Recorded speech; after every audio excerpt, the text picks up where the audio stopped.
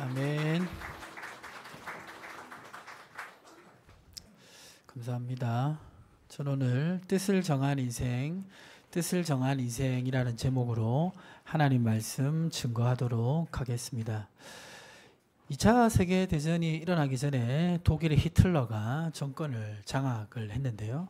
그런데 독일은 원래 강력한 개신교 국가입니다. 마틴 루터가 독일 출신이고 독일 민족의 그 신앙이란 것은 뿌리 깊이 자리 잡혀 있었던 것입니다. 그래서 많은 교회들이 처음에 히틀러가 정권을 잡으려고 할 때 저 히틀러가 문제가 있다는 것을 분명히 알았어요. 하지만 히틀러는 게시타포를 비롯한 무력을 동원해서 진압했기 때문에 이 교회가 쉽게 대항할 수 없었습니다. 그래서 결국 많은 교회가 히틀러 편에 서게 되는데 그 교회를 제국교회라고 합니다. 자, 그런데 그 와중에서도 소수의 히틀러 정권에 저항한 교회가 있었는데 그 교회를 고백교회라고 합니다. 그 고백교회 리더 중에 유명한 목사님 있죠? 혹시 아시는 분 있으십니까? 예, 우리 본해포 목사님이 그 고백교회 중요한 리더였습니다. 오늘 본문에 보면요, 이 거대한 힘 앞에 너무나 초라해 보이는 그런 소년들인데 그 힘을 저항해서 믿음으로 살아가는 사람들이 나와 있는데요. 이 거대한 힘을 가지고 연약한 자들을 압제하는 세력은 뭐냐면 바벨론입니다. 이 바벨론은 그때 당시 가장 강력한 나라였습니다. 그리고 너무나 연약한 그런 소년으로 이 바벨론을 대항하는 사람들이 있었는데 이 사람들이 바로 다니엘과 세 친구입니다. 이 시대가 어떤 시대였냐면 시대적 배경을 좀 알아야 되는데 이때 이 다니엘이 바벨론으로 끌려갈 때 왕이 누구였냐면 유다의 여호야김입니다. 여호야김. 예, 여호야김 왕이 이때 왕이었는데 이 여호야김은 아주 유명한 왕의 아들이에요. 혹시 아실까요? 누구죠? 누구의 아들이죠? 예, 열왕기하 23장 25절에 나타나 있는데 우리 남성 성도님들 한번 읽어보겠습니다.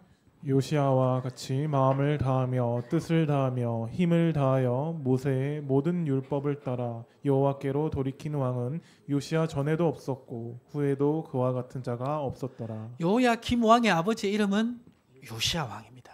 근데 요시아 왕은 성경에서 증거하기를 뭐라고 말하냐면 요시아처럼 하나님의 말씀을 사랑하고 따랐던 왕은 요시아 전에도 없었고 후에도 없었다.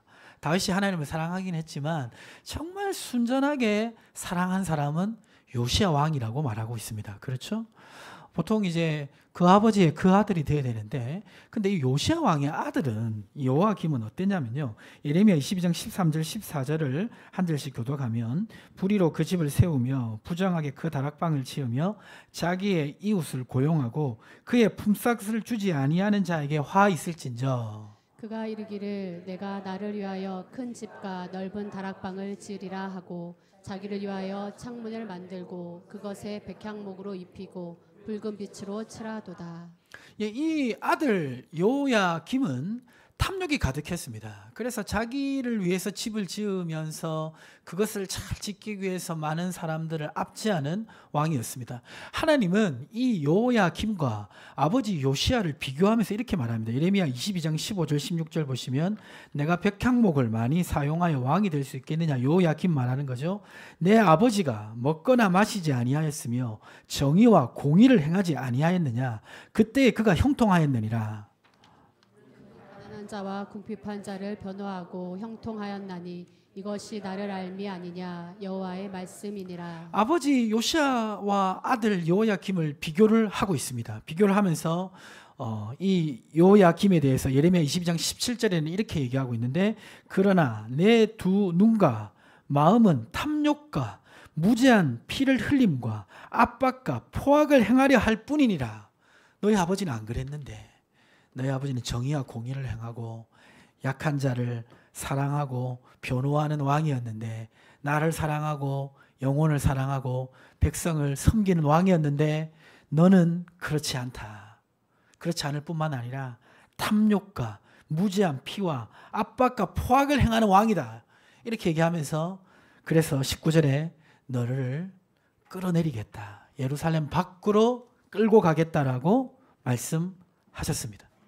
이 말씀대로 어떻게 되냐면 다니엘서 1장 1절에 보면 유다왕 여호야김 이 다스린 지 3년 되는 해에 바벨론 왕 느부갓네살이 예루살렘에 이르러 성을 에워쌌더니 주께서 유다왕 여호야김과 하나님의 전 그릇 얼마를 그의 손에 넘기심에 그가 그것을 가지고 신할 땅 자기 신들의 신전에 가져다가 그 신들의 보물창고에 두었더라.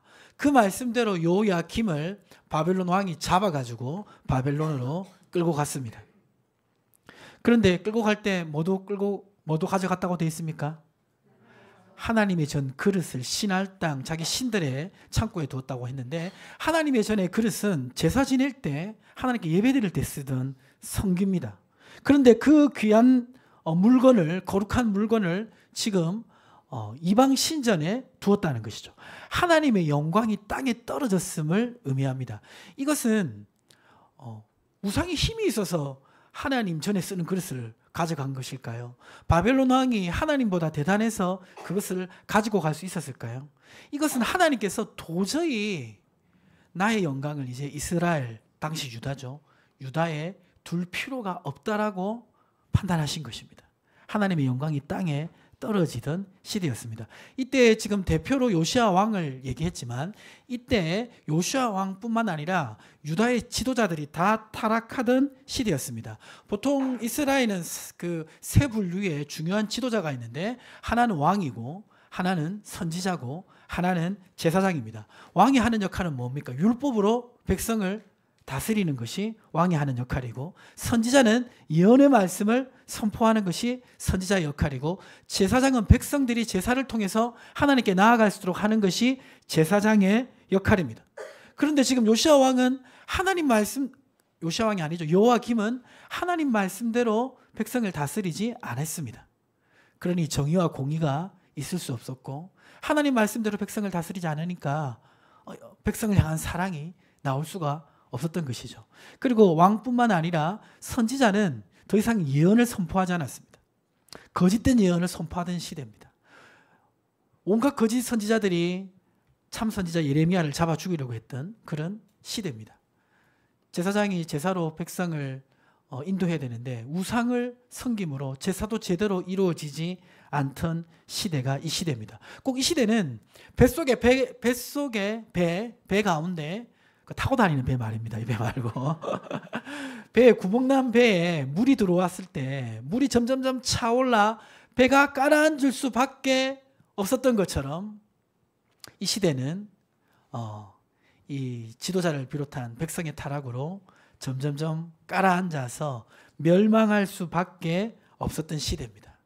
이 시대에 왕이 바벨론으로 끌려갔고 그리고 왕과 함께 귀족들 또 귀족의 자녀들이 바벨론으로 끌려갔습니다.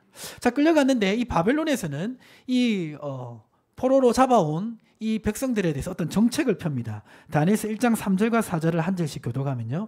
왕이 환관장 아스브나스에게 말하여 이스라엘 자손 중에서 왕족과 귀족 몇 사람 곧 흠이 없고 용모가 아름다우며 모든 지혜를 통찰하며 지식에 통달하며 학문에 익숙하여 왕궁에 설만한 소년 데려오게 하였고 그들에게 갈대아 사람의 학문과 언어를 가르치게 하였고. 예. 이 바벨론은 자신들이 멸망시킨 민족들 중에 귀족들 그 중에 굉장히 뛰어난 인재들을 발굴해서 바벨론 학문을 가르치고 문화를 가르치고 왕에게 충성하게 하여서 그날의 관리로 삼는 정책을 폈습니다.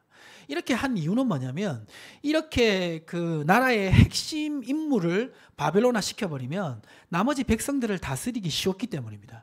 그래서 이제 이런 정책을 폈는데요. 그 정책을 진행하는 데 있어서 지금 중요한 이제 내용이 1장 5절에 나오는데 자 1장 5절을 우리 청년들만 한번 같이 읽어보겠습니다.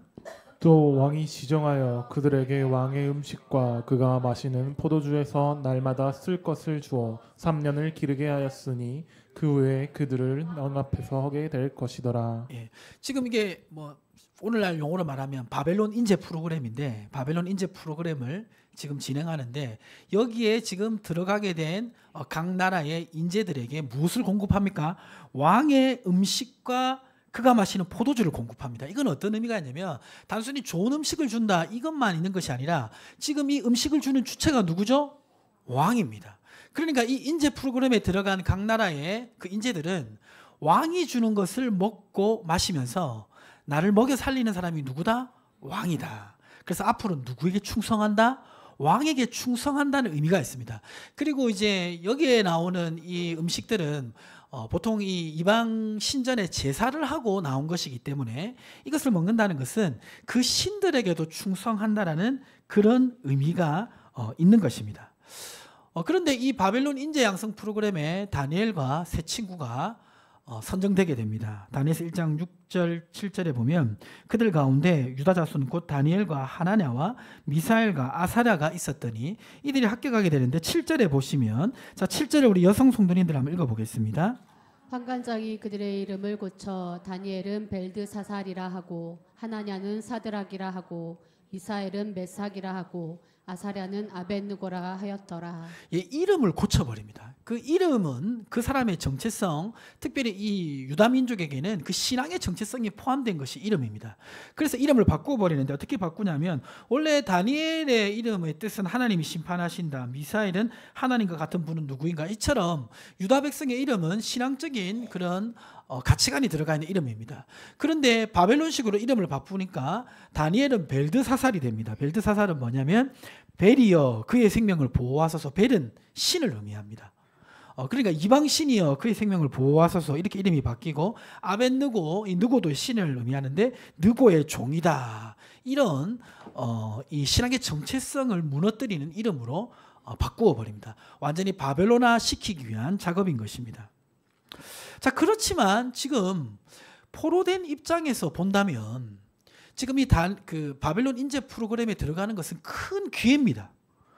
포로는 생존을 걱정해야 되는 사람이고 미래가 불투명하잖아요. 그리고 유다 나라에 있을 때는 그래도 귀족이었는데 지금은 포로잖아요.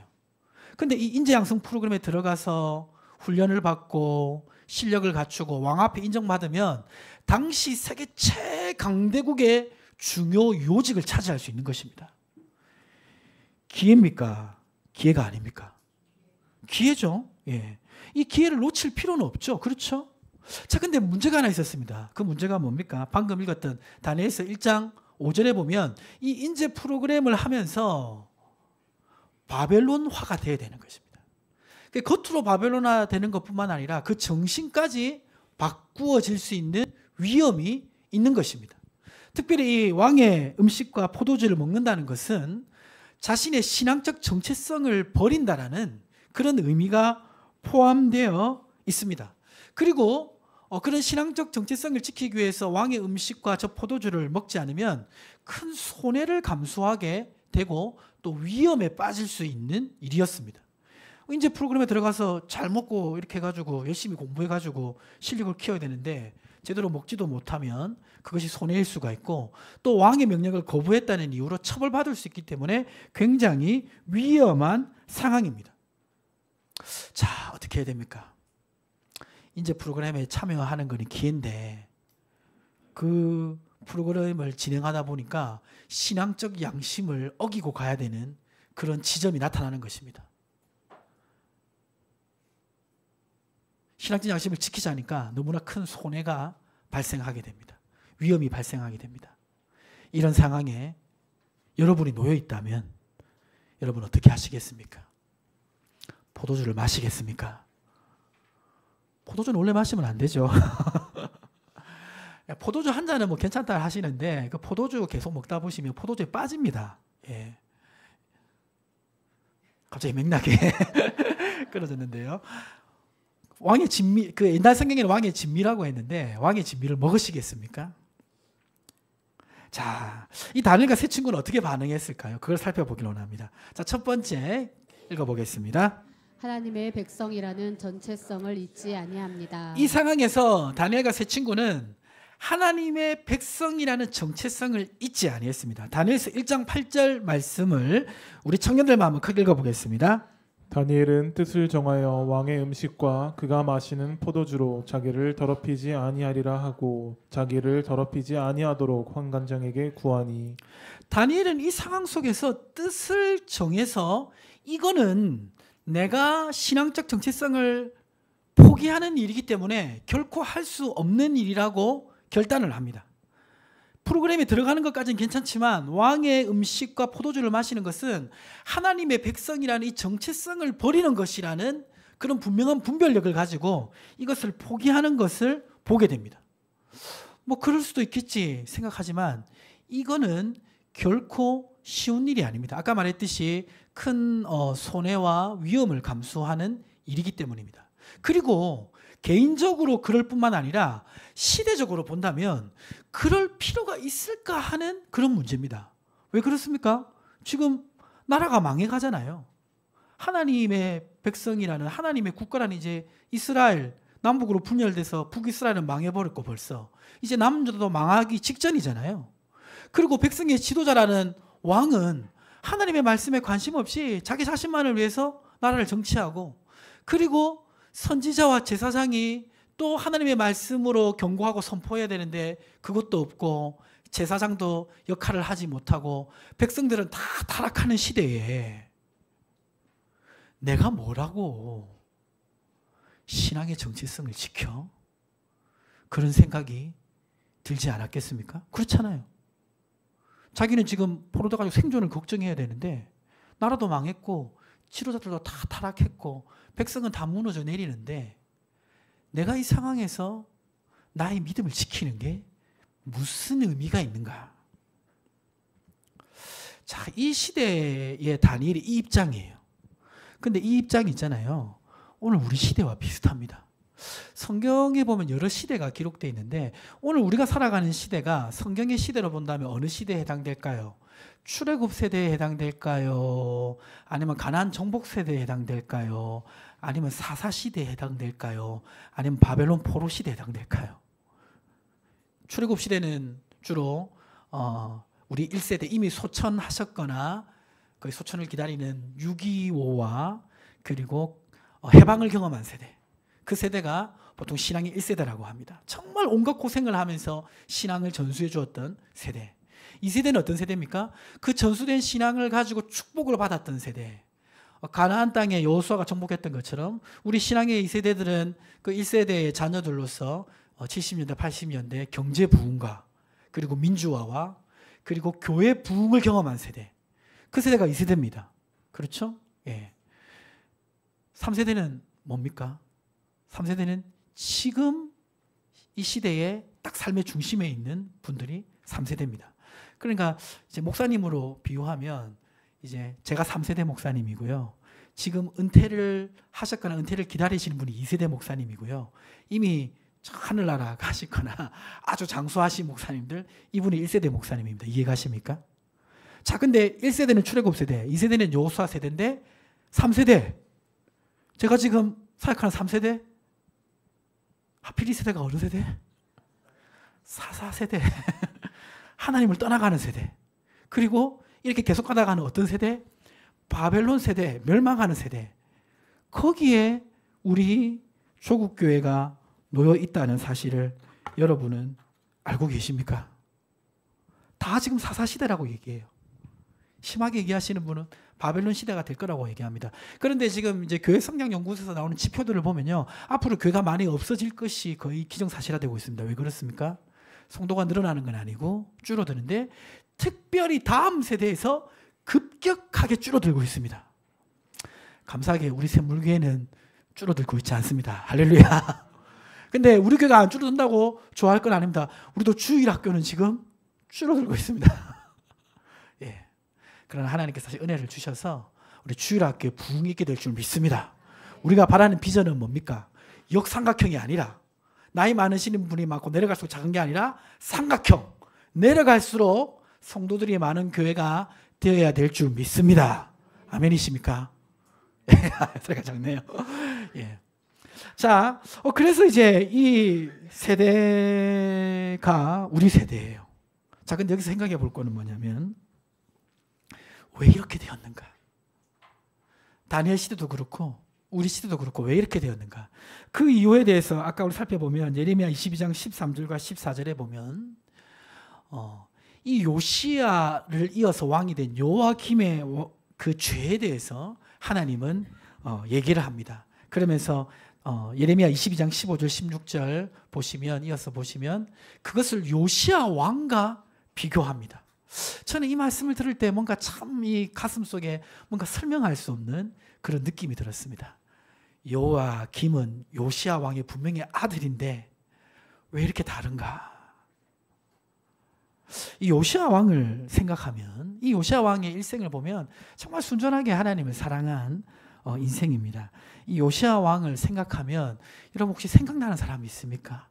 요시야 왕을 생각하면 생각나는 사람, 생각나는 믿음의 선배들이 있습니까?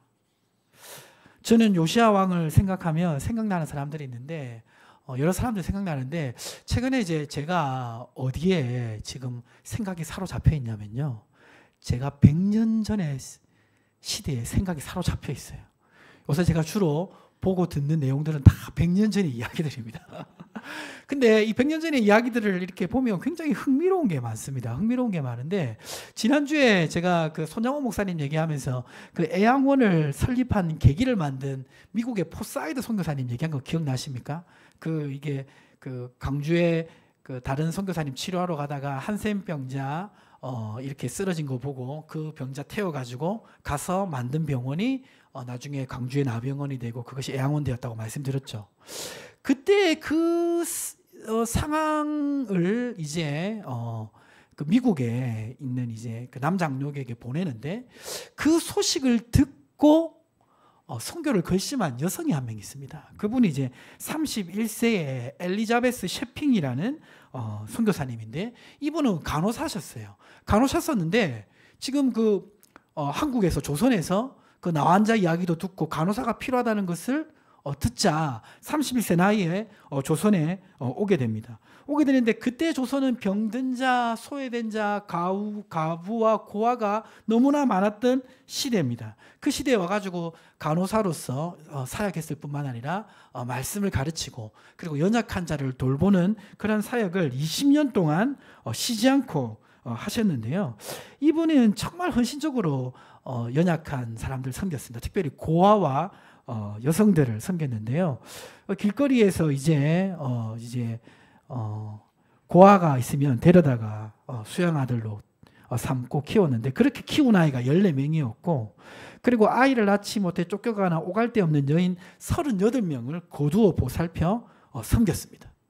그러다 보니까 본인의 식비가 이제 나오는 게 당시 3원이 나왔대요. 3원이 지금 오늘 얼마나 되는지 모르겠는데 그 3원을 이제 자기들이 돌보는 자들을 위해 써야 되니까 그 식비 3원 중에 10점만 자기를 위해 쓰고 나머지는 다 돌보는데 사용하셨다고 합니다. 그분의 이제 삶을 조명한 그 영화가 있습니다. 그게 이제 서서평이라고 해가지고 평온하게 온전하게인가 그 이름으로 이제 나왔는데 이번에 이제 청년부 수련회 가서 또 기회 되면 이제 볼 수 있을지도 모르겠습니다. 그런데 이제 이 선교사님 그 침대 밑에는 이런 글귀가 적혀져 있었어요. 자, 뭐라고 적혀져 있었습니까? 성공이 아니라 섬김이다. 이 선교사님들 이렇게 연구해 보면 선교사님들 한 사람을 연구해 보면 이 사람이 나오고 이 사람 연구하면 또 다른 사람이 연결되고 막 연결되는데 공통된 특징이 하나 있어요. 그게 뭐냐면 하나님의 말씀을 사랑했고 말씀을 정말 기준으로 삼았고 그리고 영혼을 사랑했고 그리고 그 영혼을 정말 섬겼어요. 요시야 왕 하니까 이분들이 생각이 났습니다. 자, 그런데 요시야 왕을 생각하니까 이분들이 생각이 나는데 요야김을 생각했어요. 여러분, 요시야 하면 생각나는 사람이 누구고 또 요야김 하니까 생각나는 사람 누굽니까? 예레미야 22장 17절에 보니까 요야김, 그러나 내 두 눈과 마음은 탐욕과 무죄한 피를 흘린가 압박과 포악을 행하려 할 뿐이니라. 그러면 안 되는데 요야김 생각하니까 생각나는 사람이 있어요. 근데 생각나는 사람이 저 목회자잖아요. 제일 먼저 떠오르는 사람은 목회자예요. 근데 그냥 생각나는 사람도 있는데 가슴 아프게 생각나는 사람이 있습니다. 그 사람은 어떤 사람이냐면요. 분명히 옛날에는 요시아였는데 분명히 옛날에는 요시아처럼 살았는데 지금은 요아김까지는 아니더라도 요시아처럼 살았던 삶이 이제는 보이지 않는 사람들이 생각이 납니다. 이 이스라엘은 아까 말한 것처럼 3명의 중요한 지도자가 나라를 이끌어갑니다. 이스라엘은 선지자가 예언을 선포하고 왕은 율법으로 백성을 다스리고 제사장은 제사를 통해 하나님께 나아갑니다. 마찬가지로 이 교회는 교회 지도자들이 무엇을 선포합니까? 비전을 선포합니다. 그렇죠? 그리고 교회 지도자들이 무엇을 지키게 하죠? 말씀을 지키도록 해야 됩니다. 그리고 예배를 통해 하나님께 나아가도록 해야 됩니다. 자, 근데 생각해 보면 이스라엘의 예언자가 예언을 선포하지 않는 것처럼 오늘날 더 이상 비전이 선포되지 않습니다. 아니 무슨 소리입니까 목사님? 비전 선포되잖아요. 그런데 비전이 제가 볼 때 선포가 안 돼요. 제가 청년 때만 해도요. 어떤 비전이 있었냐면 민족 복음화의 비전이 있었어요. 그러니까 이 나라 곳곳에 복음을 전하고 그 복음을 통해서 성서한국, 나라가 성경적 가치관으로 세워지는 그것에 대한 비전이 있었습니다. 그 비전이 있었다는 것은 앞에서 지도자만 외칠 뿐만 아니라 밑에 청년들과 성도들도 그것을 공유하고 있었어요. 그리고 통일한국에 대한 비전이 있었습니다. 복음 통일, 그것을 염원하고 소원하는, 기도하는 그런 비전이 있었기 때문에 제가 대학교 다닐 때 통일이 되면 자신이 하고 있는 모든 학업과 직장을 1년 동안 쉬고 북한의 교회를 재건하기 위해서 1년 동안 헌신하겠다고 한 사람이 10만 명입니다. 근데 보세요. 오늘 우리 청년 세대 통일이 필요합니까? 그게 머리로 아는 게 아니라 그게 여러분의 마음속에 비전이 되어 있어요. 그걸 소원해요. 더 이상 조국 교회는 통일 한국에 대한 비전이 사라졌어요. 비전이 선포되지 않기 때문입니다. 그리고 선교 한국에 대한 비전이 있었습니다. 우리 대한민국은 복음으로 민족 종교를 바꿨을 뿐만 아니라 전 세계 복음을 전하는 나라가 되고자 하는 그런 비전이 있었습니다. 근데 그게 선교사가 아니더라도 내가 선교사가 아니더라도 우리 교회에 어떤 분이 선교로 나가면 내가 그를 돕는다라는 당연한 그런 마인드가 있었어요. 그렇지 않습니까? 근데 오늘날 선교사님들 나이를 조사해 보면요. 20년 전만 해도 선교사님들 평균 나이가 30대, 40대가 많았어요. 지금은 60대가 많습니다. 뭘 의미합니까? 더 이상 선교에 대한 비전이 주어지지 않는다는 것이죠. 비전이 선포되지 않는 시대에 여러분은 살아가고 있는지도 모릅니다. 그리고 예언자가 비전을 선포하는 것처럼 왕은 하나님의 말씀으로 다스려야 되죠. 분명히 교회에서는 하나님의 말씀을 지키고 그 말씀이 지키는 것이 너무나 중요한 것을 알려줘야 됩니다. 그런데 오늘 우리 시대는 하나님의 말씀을 어기고 살아가는 것이 그냥 우리의 편의처럼 여겨진 시대가 아닙니까? 예배를 드리는 것도 그렇고 그렇지 않습니까? 많은 부분에서 이것이 너무 쉽게 여겨지는 시대를 살아가고 있습니다. 그리고 예배를 통해서 하나님을 깊이 만나야 되는데 예배를 통해서 하나님의 임재와 영광을 체험해야 되는데 예배가 형식화가 되고 그것이 의례에 행해지는 것이 많게 되는 것은 이스라엘의 선지자와 제사장과 왕이 그 역할을 못하는 것처럼 오늘 조국교회도 이러한 역할이 사라졌기 때문이 아닐까요? 자, 이러한 시대를 살아가다 보면요 어떻게 됩니까? 마음이 해이해질 수밖에 없어요. 아니 시대가 이런 시대인데 내가 왜 유별나게 예수님을 믿어? 지도자들도 그냥 타락하며 살아가는데 나도 적당히 살아가도 되지 않을까? 그런 생각이 들지 않습니까? 제가 이 얘기 왜 하냐면요. 다니엘이 지금 그 입장이라는 거예요. 다니엘 살아가는 시대 나라가 무너져 내리고 지도자들은 타락했고 더 이상 소망이 없는 시대입니다. 그러면 빨리 어떻게 해야 됩니까? 바벨론의 인재 프로그램에 들어가가지고 그냥 잘 먹고 잘 살고 나의 위치를 확보하고 미래를 보장받는 것이 가장 급선무잖아요. 근데 그 일을 하려고 할 때 신앙의 양심이 걸리는 거예요. 그때 다니엘이 어떻게 합니까? 다니엘서 1장 8절 말씀 같이 한번 읽어보겠습니다. 다니엘은 뜻을 정하여 왕의 음식과 그가 마시는 포도주로 자기를 더럽히지 아니하리라 하고 자기를 더럽히지 아니하도록 환관장에게 구하니. 분명히 10대 소년이었을 것인데 다니엘은 뜻을 정했습니다. 나라가 망해도 지도자들이 타락하고 백성들이 거기 동조했어도 그래도 나는 누구다? 내가 바벨론에 끌려왔어도 그래도 나는 하나님의 백성이다. 나는 하나님의 사람이라는 인식이 있었습니다.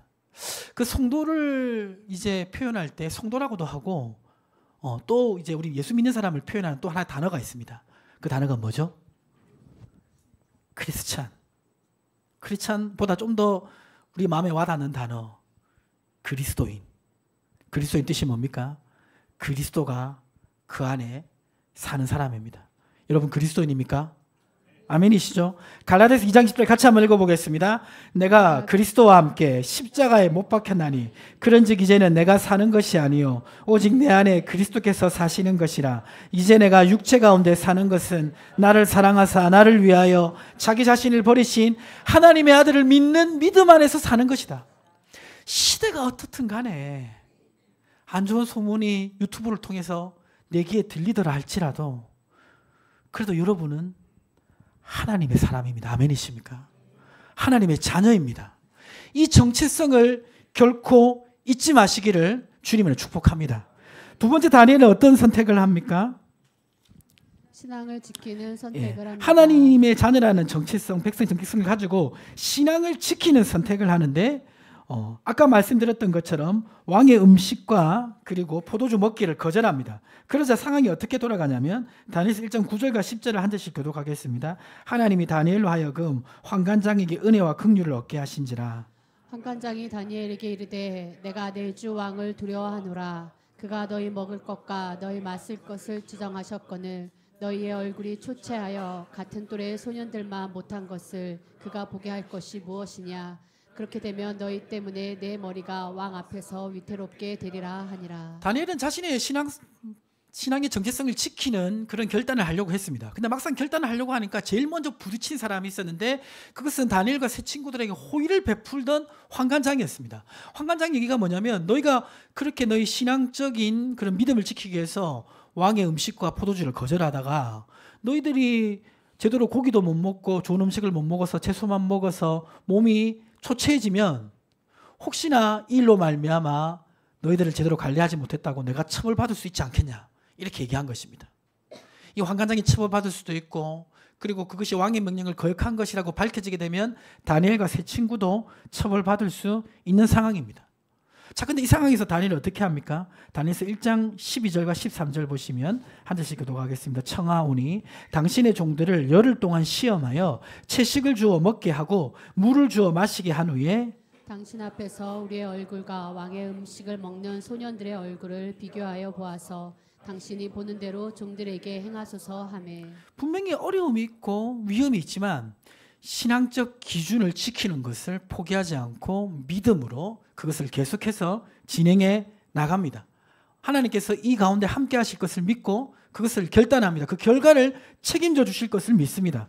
그러니까 어떻게 됩니까? 다니엘서 1장 14절에 보니까 그가 그들의 말을 따라 열흘 동안 시험하더니 열흘 후에 그들의 얼굴이 더욱 아름답고 살이 더욱 윤택하여 왕의 음식을 먹는 다른 소년들보다 더 좋아 보인지라. 그렇게 믿음으로 시험해 봤을 때 고기를 먹지 않아도 포도주를 먹지 않아도 얼굴이 더욱 윤택해졌습니다. 그러니까 이제 이 환관장이 안심하고 이 다니엘과 세 친구들에게는 이 왕의 음식을 주지 않을 수 있게 된 것입니다. 그래서 16절에 보니까 그리하여 감독하는 자가 그들에게 지정된 음식과 마실 포도주를 제하고 채식을 주니라. 자, 우리가 정체성을 인식하더라도 막상 삶의 현장에서 나의 믿음을 지키려고 하다 보면 여러 가지 어려움이 있습니다. 부딪히는 것이 있습니다. 타협하고 싶은 그런 유혹들이 많이 있습니다. 자, 그런데 우리가 이 신앙적인 이 기준을 잃어버리고 우리가 영적으로 무너지게 되면요, 우리는 어떻게 되냐면 종이 호랑이가 됩니다. 그게 무슨 말입니까? 세상은 우리를 더 이상 두려워하지 않습니다. 내가 실력이 있고 내가 능력이 있어도 내가 신앙적인 이 정체성이 흔들려 버리면요, 마귀는 더 이상 우리를 겁내지 않습니다. 자, 그런데 분명히 방해가 있고 유혹이 있고 쉽지 않지만 내가 내 믿음을 지키면 어떻게 됩니까? 하나님이 내 믿음을 끝까지 지킬 수 있도록 책임져 주시는 줄 믿으시기 바랍니다. 오늘 채식을 하고도 믿음을 지킬 수 있게 다니엘과 세 친구를 인도한 것처럼 내 믿음을 지킬 수 있도록 하나님은 내 인생을 붙들어 주시는 것입니다. 그래서 우리는 누구를 두려워해야 되냐면 누가복음 12장 5절에 보면 마땅히 두려워할 자를 내가 너에게 보이리니 곧 죽인 후에 또한 지옥에 던져 넣는 권세 있는 그를 두려워하라. 내가 참으로 너에게 이르노니 그를 두려워하라. 우리는 하나님을 두려워해야 됩니다. 그리고 마가복음 4장 7절 말씀 같이 한번 읽어보겠습니다. 그런즉 너희는 하나님께 복종할지어다. 마귀를 대적하라. 그리하면 너희를 피하리라. 마귀를 어떻게 해야 됩니까? 대적해야 됩니다. 내가 믿음으로 살아가려고 할 때 나를 두렵게 하고 나 믿음으로 가려고 하는데 이렇게 믿음으로 갔다가 어떻게 되는 거 아니야? 그렇게 마귀가 나를 두렵게 하고 하지만 내가 믿음으로 나가면 결국 마귀를 대적하면 오히려 나를 피하게 되는 줄 믿으시기 바랍니다. 한번 이것이 어렵지만 이렇게 믿음으로 밀고 나갔을 때 지속적으로 다니엘과 세 친구는 믿음을 가지고 살아갈 수 있도록 그의 삶을 인도해 주신 것입니다. 오늘날 우리가 살아가는 시대가 너무 물질적으로 풍요하고 종교의 자유도 있고 그렇지만 내가 내 믿음을 끝까지 지키기에 방해되는 요소들이 많이 있습니다. 그러나 그 믿음을 지키는 선택을 하시기를 주님의 이름 축복합니다. 그것이 바로 이 바벨론에 포로된 시대에서 우리가 살아남을 수 있는 유일한 길입니다. 마지막으로 이렇게 정체성을 가지고 신앙적 기준을 지킨 이 다니엘과 세 친구를 하나님 어떻게 인도하십니까? 같이 읽어보겠습니다. 하나님이 사용하시도록 준비하십니다. 자, 이렇게 믿음을 지키고 이후에 계속해서 바벨론의 인재 프로그램을 따라서 그렇게 교육을 받았는데, 자, 이 교육받은 결과가 달랐습니다. 다니엘서 1장 17절을 우리 청년들이 한번 읽어볼까요? 하나님이 이 네 소년에게 학문을 주시고 모든 서적을 깨닫게 하시고 지혜를 주셨으니 다니엘은 또 모든 환상과 꿈을 깨달아 알더라. 예, 이 인재 프로그램을 통해서 많은 지식과 정보를 습득할 수 있도록 그런 지혜와 지식을 주셨고, 특별히 다니엘에게는 환상과 꿈을 통해서 하나님의 특별한 뜻을 알 수 있도록 은혜를 베풀어 주셨습니다. 그래서 어떤 결과가 나타납니까? 다니엘서 1장 20절도 우리 청년들이 한번 읽어볼까요?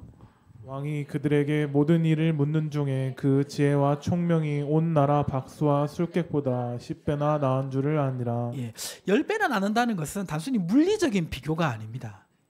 사실 어떻게 10배 뛰어날 수 있겠습니까? 이것은 하나님께서 이들과 함께 하심으로 말미암아 나타나는 결과를 의미하는 것입니다. 우리가 신앙을 가지고 믿음을 지켜도 우리가 열심히 공부도 하고 또 일도 하고 실력을 쌓아야 되지만, 사실 냉정하게 보면 우리의 실력이 세상 사람들과 비슷합니까? 비슷하지 않습니까? 비슷하죠. 못할 때도 있고 물론 내가 뛰어날 때도 있지만, 사실은 예수님을 안 믿는 사람들도 열심히 합니다. 그렇죠? 그래서 나보다 실력 뛰어난 사람도 있을 수 있어요. 자, 근데 오늘 10배나 뛰어났다는 것은 단순히 물리적으로 뛰어난다는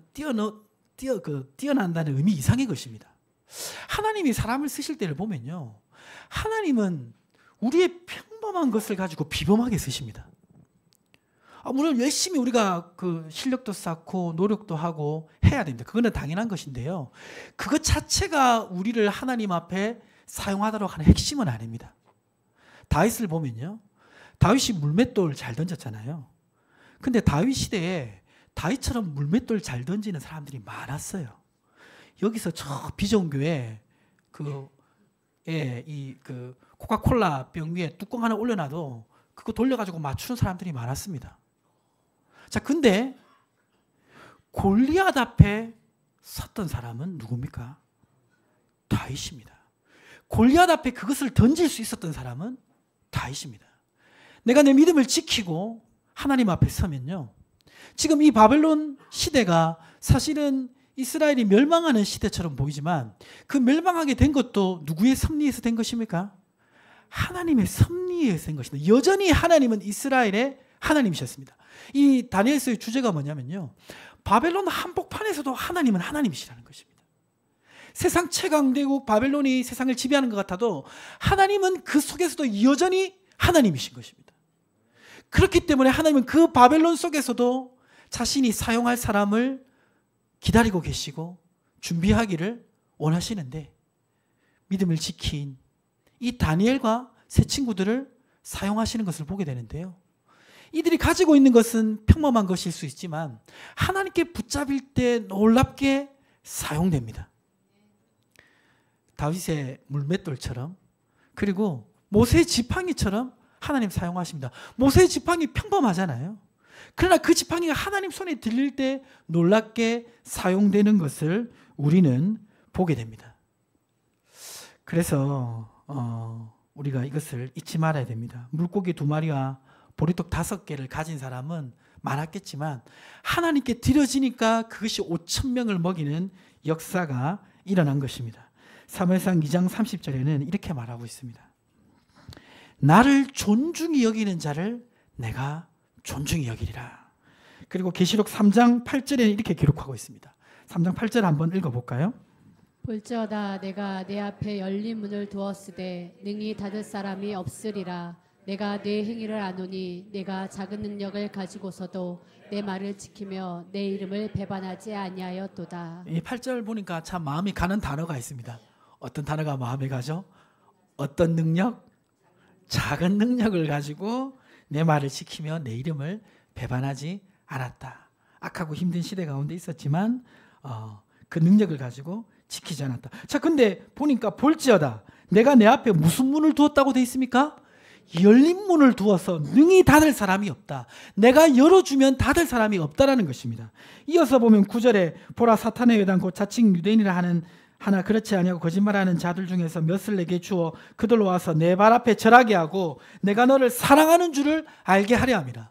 너무나 악하고 힘든 핍박의 시대 가운데 있었지만 믿음으로 자신의 신앙을 지킨 사람을 하나님 보호해 주시고 세워주시고 축복하신다고 약속하고 있는 것입니다.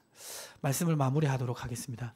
여러분, 안타깝지만요, 우리가 살아가는 시대는 기독교가 들어온 이후로 물질적으로 가장 풍요로운 시대입니다. 근데 반대로 영적으로는요 가장 어두워져 가는 시대입니다. 이것을 잊으시면 안 됩니다. 사사시대에서 바벨론 포로로 넘어가는 시대입니다. 이 시대에 살아갈 때 우리가 기억해야 될 건 무엇입니까? 하나님의 백성이라는 정체성을 잊지 않아야 되고 신앙을 지키는 선택을 해야 됩니다. 그럴 때 하나님께서 우리를 사용하시도록 준비하신다는 것을 기억하시고 살아가시기를 주님의 이름으로 축복합니다. 하나님 아버지,